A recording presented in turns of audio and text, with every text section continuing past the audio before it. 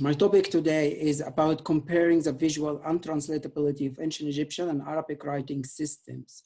So for you, it will not be a very linguistic discussion, as I will try to mix the linguistic and literary treatments. Somehow I don't believe in the divorce between the two disciplines, which is really obvious when we do our literary analysis. So I know most of you know the Afro-Asiatic film and Indo-European as well, but just for the one who are not familiar with this, I tried just to refresh their memory. Viewed linguistically, the ancient Egyptian language belongs to the same phylum as Arabic, which is known now as Afro-Asiatic, and shares many of the same linguistic features fundamental to literary production. Comparative linguistics has been concerned from the early 19th century with describing and arranging African Asian languages and generating linguistic theories about their historical development, especially after deciphering the ancient Egyptian and many other ancient languages. The Afro-Asiatic phylum has a history of scholarship acceptance almost as long as that of Indo-European, despite being a family of much greater internal diversity and historical time depth. Greenberg made it clear that these uncovered similarities are an affirmed consequence of a lost historical contact. Languages should never be considered in isolation if closer relatives are at hand. The wider world of the ancient Egyptian language, the Afro-Asiatic phylum, is presently understood to include 6 languages group. So ancient Egyptian is an independent branch of Afro-Asiatic and presented practically by one single language, like Albanian or Armenian in the Indo-European languages, but continually in connection with other families within the phylum. The ancient Egyptian has an extraordinary written continuity, unparalleled amongst the languages of the ancient Egyptian, the ancient and modern world. Semitic, this is a group of closely related languages such as Akkadian, Phoenician, Hebrew, Aramaic, Arabic, and Amharic. Berber, it is a group of related languages and dialects indigenous to North Africa and is spoken today in Morocco and Algeria. Chadic, it's a language family spoken across northern Nigeria, Niger, Chad, Central African Republic, and Cameroon. The most widely spoken Chadic language is Hausa. Cushitic, a language spoken in Horn of Africa. Omotic is a language family spoken in southwestern Ethiopia. I would argue that Greenberg's statement that asks linguists to acknowledge the importance of comparing kindred languages with each other to rediscover their shared linguistic history can also be applied for the benefits of comparative literary studies as well. So I will begin here with like basic information about the ancient Egyptian writing system and how it works basically for the writer, for the ancient Egyptian writer and reader. But it is crucial from the beginning to acknowledge the fundamental differences between two interrelated terms, writing and speech. Each of them contains different elements that we need to comprehend first so as to better understand the ancient Egyptian verbal and visual communication.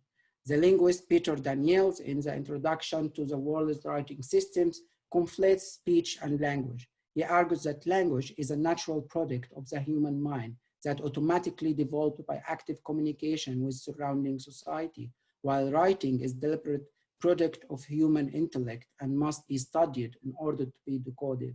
He thus thinks that the theory of writing must be very different from the theory of language. So,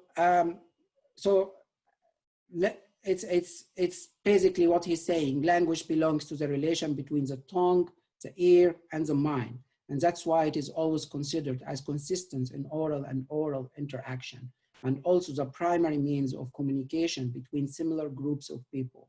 By contrast, writing belongs to the relation between eye, hand, and mind as well. However, we cannot mechanically adopt Daniel's narrow definition of writing, which reflects theories that have been coined for modern languages. The ancient Egyptian writing system is clearly outside of this alphabetic description which conflate language with speech, sees writing as secondary to speech, and therefore excludes pictograms from consideration. He defines language as writing is defined as a system of more or less permanent marks used to represent an utterance in such a way that it can be recovered more or less exactly without the intervention of the utterer. These definitions stress the relationship between the mouth and ear to focus on the oral aspects of the speech, while ignoring the eye and its visual memory in interpreting the ancient Egyptian soundless sense signs. Ancient Egyptian writing is not fully pictographic system that overlooks sound's importance in verbal communication, but it does include signs that have sense but no sound, and it combines both visual and verbal elements to establish its creative way of delivering the intended meaning for its indigenous reader. It does go beyond the purely phonetic structure of the alphabetic languages. It is important to notice that the ancient Egyptians themselves distinguish between the language and the writing itself, mainly because the ancient Egyptian language always had multiple scripts in operation, one for securing eternity deployed in writings on the walls of tombs, temples, and stelas, which is the full and formal script, and it's called by the Greeks hieroglyphics. The other is more cursive and was deployed for more day-to-day purposes, such as writing out financial accounts, letters, legal, magical, and literary manuscripts, and administrative documents. There are two cursive scripts. First hieratic, and after that demotic from about 700 BC. There was therefore a division between the notion of speech and writing, and this can be traced in the text of the Rosetta Stone. The Egyptian writer visually stressed the Rosetta Stone, as we all know, it's written by 3 languages. So the first is the hieroglyphics, the ancient Egyptian, and after that the demotic, and after that the Greek. So the Egyptian writer visually stressed the notion of writing in comparison with speech by confronting the tongue and writing palette, symbols in the native terms of the 2 Egyptian scripts. Hieroglyphic, it usually means as a sishu sesh medu neser, that means the writing of God's speech, and demotic, sesh en shai, the writing of correspondence, in comparison with the used term for language about the Greek language, which only stressed the tongue. So we don't have more information about who can read the cursive script and the full form of the ancient Egyptian language, but we have later comments about this from the early Christian theologian Clement of Alexandria. He died 215 AD, explained clearly how the ancient Egyptian system of learning taught the 3 scripts in sequence and which Egyptians acquired knowledge of which script. It confirms the well-educated Egyptian possess the knowledge of the 3 scripts. So here I'll try to give a basic also information about the most important element of the ancient Egyptian writing, and which make a big difference with other alphabetic and other even visual writing systems. So it's called determinative. And this determinative, in higher portion of ancient Egyptian words, the sequence of phonograms is followed by soundless sense signs. So it has no phonetic value, only a picture that is placed behind the word, after the word, to say the meaning or to refer to the meaning metaphorically or even literally of the word. So for example, here's the word jinās. It's mean jinās in Arabic also, it's a wing. Okay, so it's written with the wing of an eagle. Okay, and high is mean has been, and it's written with 2 soundless determinative with the erected pillars and man. Okay, also we have an ancient Egyptian p-literal sounds. So it's a picture that gives 2 sounds at the same time. So this horn of cow is whip. And also it means top, it was brow, it was top knot or headdress. So we can see also that it's not only sound, but also it gives a metaphorical relation to the meaning of the word itself. And also we have 3 letter sounds. So sechem it's mean power. So only this sculpture, it's mean power, but also it can change the determinative to give, as a soundless determinative, to give extra extra metaphorical meaning that is trended because of the three literal sound.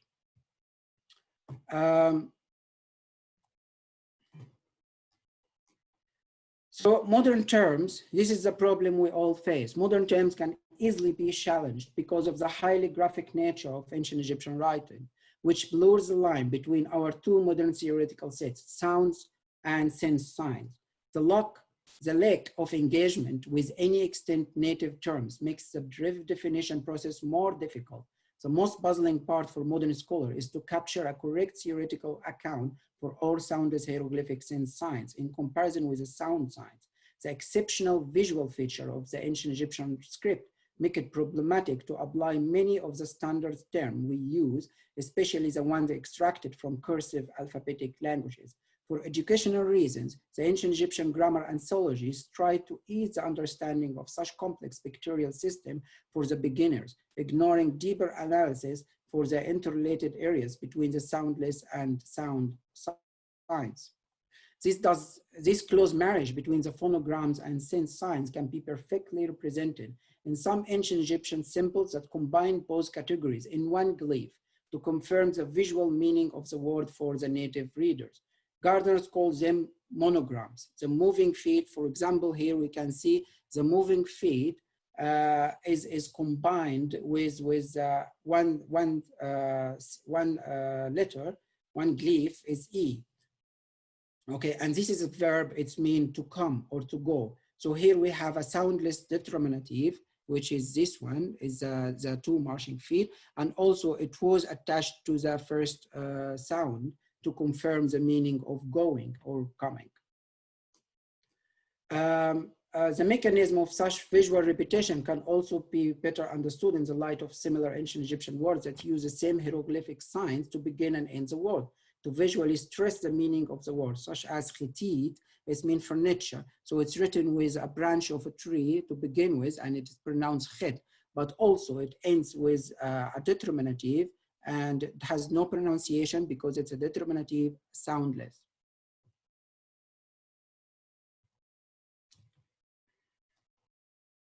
There are many ancient Egyptian words in which the beginning phonogram semantically correspond with the ending soundless determinatives. They both work strongly to reflect the whole meaning of the word visually and also semantically. For example, if we take this word ha'u, which mean arrows, so it begins with a three-consonantal phonogram, which is a shield and an arm holding an arrow, and also it ends with an arrow, which is soundless and has no no sound, no voice. So both of them, they are working together to give the meaning of the word itself.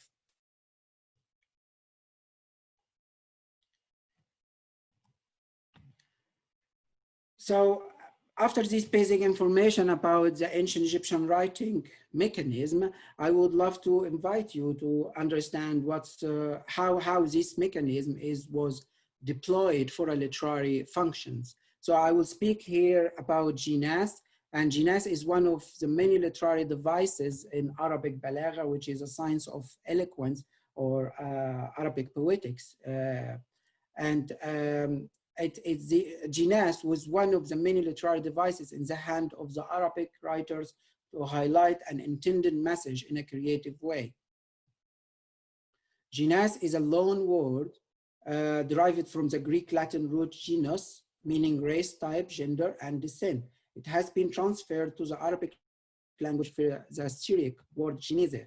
However, the concept of jinās in Arabic poetics is fully Arabic and is more related to the nature of Arabic language.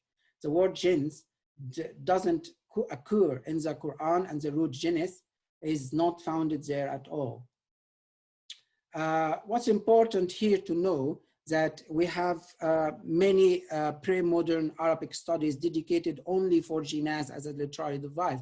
So what survived for us, we have like 6 or 7 books about jinās itself. So this is a good sign about the importance of this literary device. So I will speak here about visual jinās in Arabic writing, how it functions. So it's called in Arabic al-khat, which mean line, or al-khat, yeah, and marsoom, it's mean drawing, al-tashif, al-tashif. So how it's work in Arabic? This term in Arabic refers to two words that have identical number and kinds of letter, except for one different letter. And these two letters are graphically similar. Like for example, fe and kaf. So fe and kaf, it has one different thing, which is point. So this is 1 point, this is 2 point.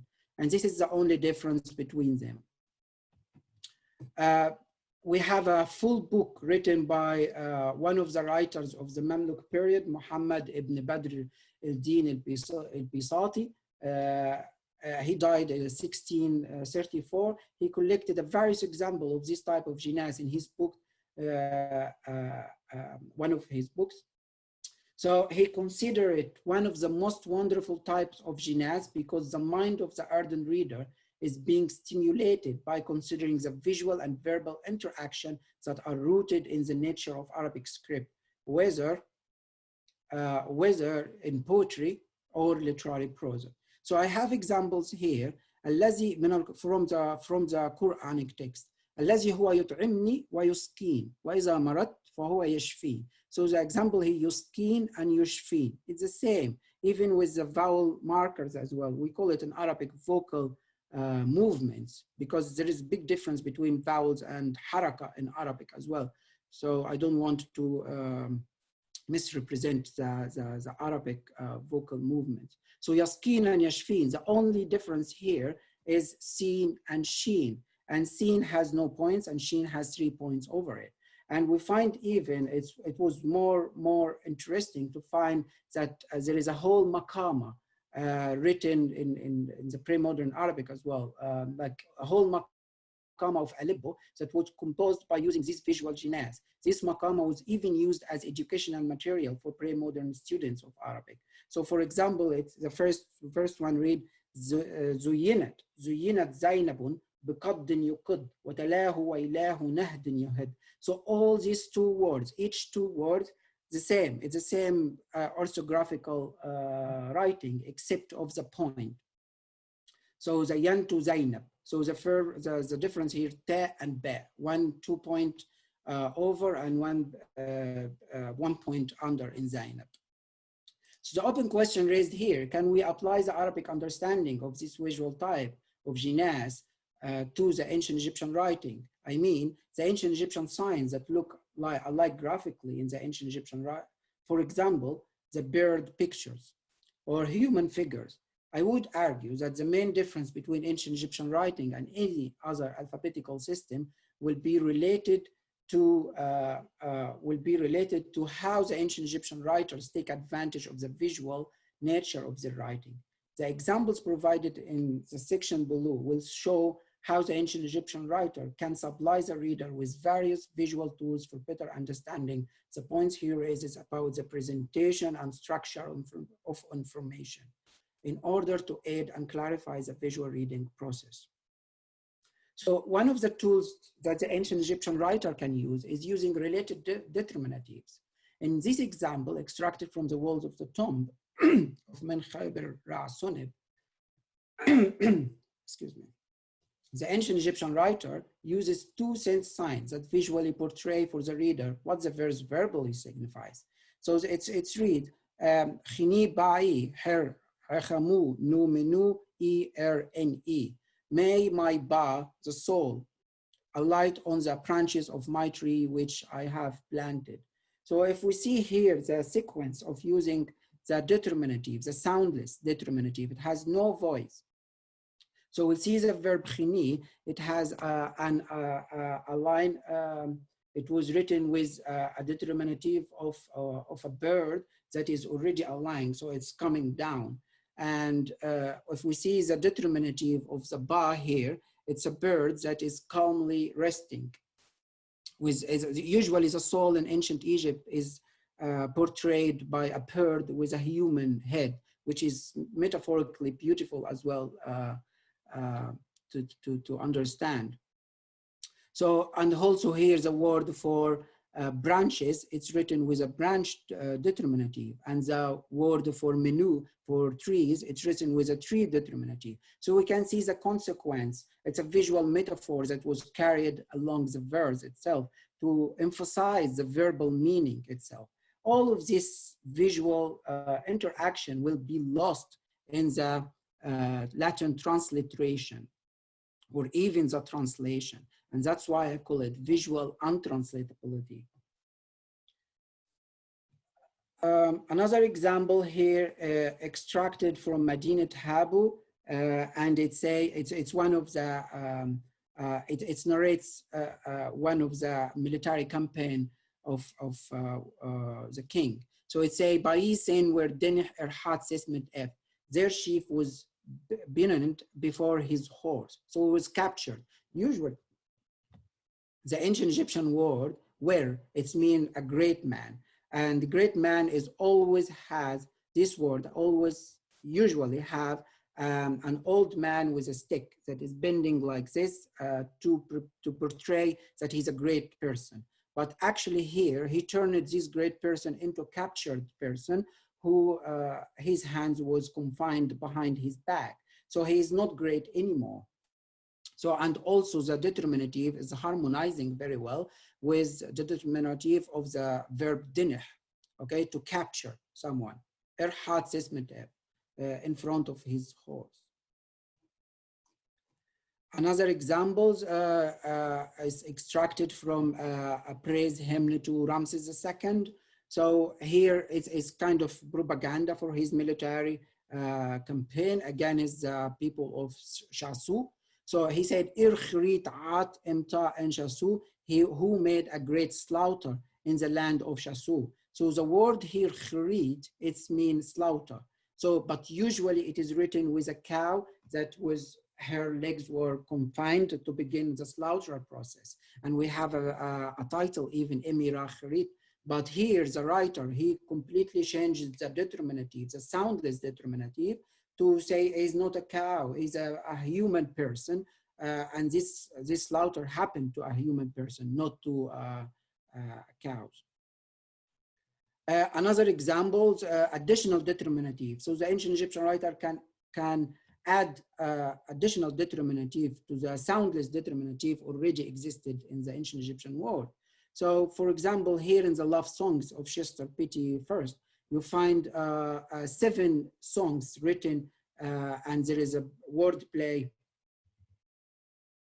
There is a wordplay obvious between the number of the stanza and also the first word and the last word. So the most important thing here is to notice the literary term used to denote stanza, and it was hut. Hut, it's mean bait in Arabic and Hebrew as well. It's mean bait. So it's a word meaning house. So usually it's written with a house determinative, a soundless determinative. But here the writer was aware that it's not a house built with blocks, it's built with words. So he used the string, he used with another determinative that denote writing, which is a string that always not the papyrus, to say it is a house or built of words. Another examples here I got to contrast them, the context of using this determinative and how the ancient Egyptian writer can use them very well in a clever way. So this small or short stanza, it's part of erotic love song. It's written by the women who was hoping to meet. It's like a date invitation for her beloved boy. And as we can see here, it's saying, my desire is to go down, to pass before you. So I let you see my beauty in a robe of the finest royal linen, which I wish I go down into the water with you. I will bring out for you the lower red fish. So the lower red fish, it will be pleased upon my fingers. I will lay it down in front of you when it sees my beauty. It is comprehensible from the poem's context that the beloved girl uses the lower red fish as an allegory for the male organ of her beloved boy, the erected penis. So here I have another clue. So here he used a preposition, compound preposition. It's imbah. Imbah, it means in front of, translated in front of. So in another context, so the other writer, he used another different a compound preposition to mean in front of. But here, because it is a praise hymn to the king, he said irhat if. Both irhat if and imbah if in our dictionaries, modern dictionaries, it means in front of. But here the context is different. First, the first one is written with erected phallus. The other one is written with the front of a lion. So the one with the front of lion is very convenient and very very convenient to be used for the king, not the other one. So here also the context is very important to understand the different meanings of the prepositions, and instead of calling them synonyms, which doesn't exist in in the Semitic languages, the idea itself. We can find for the lion like 500 names for the lion itself, but each name has a meaning that is different from the other. Maybe description, maybe color, maybe age of the lion, and different description. To catch the time, also I want to highlight that sometimes the ancient Egyptian writer can use visual stimulation, whether it is in hieroglyphic or hieratic, and these are still understudied topic. So the visual aesthetics of hieratic and hieroglyphic have used different strategies in how to arouse the stimulation of the reader's mind. The difference between the handwriting practice of hieratic and the formal carving of hieroglyphic is also related to the nature of writing board material and the spatial context for each sentence. In the first stanza of the hieratic love songs of Chester P.T. 1, the writers offer us a good example that perfectly illustrates the differences between our modern transcriptions of the text and the original source that were designed to dialogue with the eyes of indigenous readers. The examples here I'm putting reveals how the visual details of the original script can be easily dismissed when scholars focus their investigation on the typed or handwritten transcription. In the love description of his beloved girl, the boy compares her fingers with the lotus flower. In the love, in one of the most beautiful flowers in ancient Egypt, with which the ancient Egyptians were familiar religiously and artistically as well. The writer enlarged the hieratic determinative of the flower glyph, so seshinu, in order to visually ask the reader's eye to slow down the reading speed and deeply reflect on the given simile. I'm giving here the hieratic script followed by Gardner transcription and also followed by our computer font. And also here we see the transliteration, the Latin transliteration.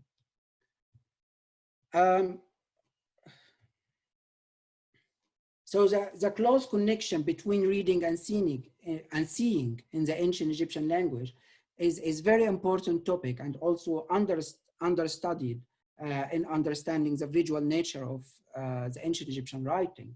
So the ancient Egyptians can use the word ma'a, which means to see, to imply both watching and reading the text carefully. For instance, in one of the king's speeches with his vizier, he say, "Iu ma'a en hem I sesh pen, nefer nefer. My Majesty saw this beautiful, beautiful writing that you caused to be brought to the palace." Okay, caused to be brought to the palace. So he asked the writer to write a text, and he saw how beautiful it is. So my Majesty loved seeing your writing. And this is not one example. There are many examples of using seeing to mean writing. To conclude, conclude, the ancient Egyptian visual jinās play is almost an ignored topic of investigation because scholars depend on the phonetic transliteration, which leaves out half of the artistic productivity of the ancient Egyptian writing system. Egyptologists become mechanically satisfied to replace the visual poetic form of the ancient Egyptian writing with deceptive alphabetic transliterations. Visual jinās informs our modern understanding of the relationship between the ancient Egyptian and Arabic poetic language and their creative readers. It forces us to rethink the role of visual imagination and literary production in general. The ancient Egyptian and Arabic visual jinās types show clearly how the relationship between the writer and reader was highly contextualized. The individual ability of the ancient Egyptian and Arabic writer in using various eye-catching features to alert the mind's eye during the reading process should not be overlooked or underestimated in both scripts. Using the understanding of our print culture, which is more related to rigid constructions, should not overwhelm our critical minds in encoding the visual messages. Ancient Egyptian writing reflects a different practice of using pictures like a true or metaphorical medium for literary communication. This picture has the potential to create new meanings or construct an argument for indigenous readers. Most of the scholarly focus goes then towards the verbal meaning and usual philological problems. Therefore, the visual aspects of the ancient Egyptian literary expression are still overlooked. And thank you so much. And thank you, Yanis, again. Thank you for this beautiful talk. I have a question by Sveva Eltidoroniano. Yeah. It says, thank you very much for this insight in ancient Egyptian. I have not yet studied, even if I should. I was wondering, as some of you may have already read, if determinatives that you recall were actually spelled in Egyptian and how, since this reminds me of a similar categories of signs in Hittite.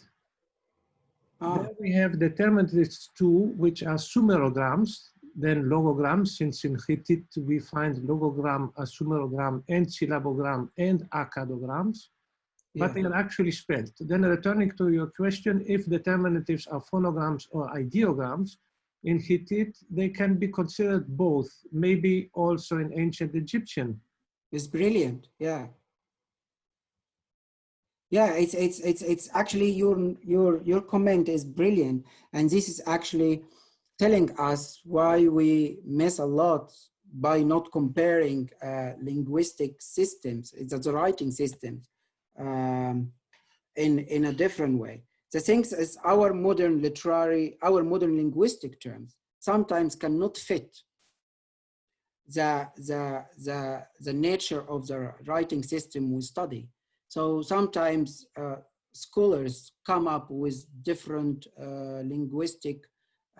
different terms extracted from different linguistic systems and imposed on the ancient Egyptian writing or Chinese or Korean or Japanese without understanding the conceptual differences between the two writing systems. So in ancient Egyptian, as you said, many letters, the P-literal and the triliteral can be considered as soundless, determinative, but at the same time also can be considered as P-literal or triliteral. So this confusion between the two sets, the sense and the phonetics, is making it very hard for us to grasp a good term for that. But yeah. Thank you. And question by Dan Harbour. Hi, this was absolutely fascinating. I had no idea that this went on. I just wonder whether you are aware of the Manyoshu, this early collection of Japanese poetry written using Chinese characters, where it seems to me that there are very similar things going on, where, for instance, you've got multiple ways of writing the same sound. And so very often the writers will reach for Chinese characters, which if read for their Chinese meaning, would have an implication, a semantic connotation that's somehow sympathetic to the theme of the poem. So it looks like the option of choosing things that could have meaning is exploited in these two completely unrelated writing systems. I mean, maybe this also happens in Chinese when you've got to figure out how you're going to write a name that you can't otherwise write down. So what I mean is you've got to pick characters that are somehow sympathetic to the name. So you write America as beautiful country because it's kind of complimentary rather than some other way of writing it. But anyway, I was very struck by the similarity and wonder if you've come across it, and if so, what your thoughts are. Yeah, thank you so much, Daniel. I really also enjoyed your talk. It was really beautiful. And, you know, you touched on many areas about the ancient Egyptian and its visual contrast with Chinese and Japanese. I think it's still virgin topic to compare the visuality of ancient Egyptian and Chinese and even Mayan scripts. And one of the biggest problems I think hinder this comparison is the many terms we have. It's like it functions differently in each language, and it causes for me, for example, a lot of confusion. But I can understand that the Chinese visuality can be very similar to the ancient Egyptian as well. But also you pointed one time about the Arabic, and it is derived from the Nabatean. So there is another theory. I know that it's not very strong in linguistic, but it says that Semitic languages and especially Arabic as well is derived from the ancient Egyptian writing system, and is not from hieroglyphic itself. It's from the hieratic, the cursive one. So I think here in my examples, I didn't concentrate on the visual nature of the hieratics, the cursive. But I think if we just remove the points of the Arabic and we put it without points, it will look similar to the hieratic, and the same for the Hebrew as well, and the Akkadian. So this consonantal root of the ancient Egyptian writing, I think it can inform us about how visually it was working for the readers itself, readers.